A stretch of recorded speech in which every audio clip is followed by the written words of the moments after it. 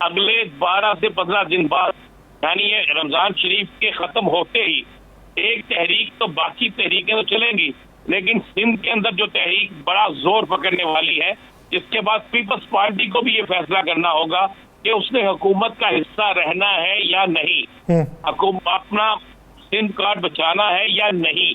ये दोनों चीजें जो है बड़ी इंपॉर्टेंट है, ये होना होगा। इसलिए अप्रैल का महीना बड़ा इंपॉर्टेंट महीना है। अप्रैल के महीने में बहुत कुछ होने जा रहा है और अप्रैल के महीने में सियासी तौर पर बहुत सी चीजें तब्दील भी होने जा रही है। आपको ये नजर आ जाएगा कि हुकूमत एबीसी बुलाए या ना बुलाए, उसमें बहुत देर कर दी है। एबीसी अब तक हो जानी चाहिए थी।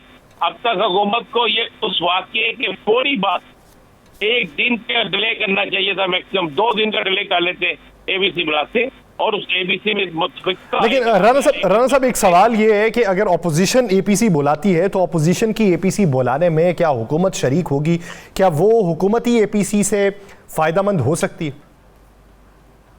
नहीं, बिल्कुल मैं एक तो हुकूमत शरीक नहीं होगी, लेकिन अपोजिशन की एपीसी में अगर ये फैसला होता है और ये फैसला यही होगा कि दहशतगर्दी की जंग हम सब मिलकर लड़ेंगे। और अब एक बात ध्यान में रखिएगा, अगर अपोजिशन की एपीसी में मौलाना फजलुर रहमान साहब से लेकर तमाम अपोजिशन जमातें चली जाती हैं और तमाम कौम परस्त जमातें भी उसमें आ जाती हैं और वो जमातें भी आ जाती हैं जो असम्बली के अंदर नहीं है, और एक ऐसी एपीसी हो जाती है जिसका अलामिया जो है वो ये हो कि हम पाक फौज के साथ करें, यही अलामिया होगा और हम पाकिस्तान में दहशतगर्दी के खात्मे के लिए अपना किरदार अदा करेंगे और जहां मसालहत की जरूरत है वहां मिसालत करेंगे, जहां मनाने की जरूरत है वहां मनाएंगे।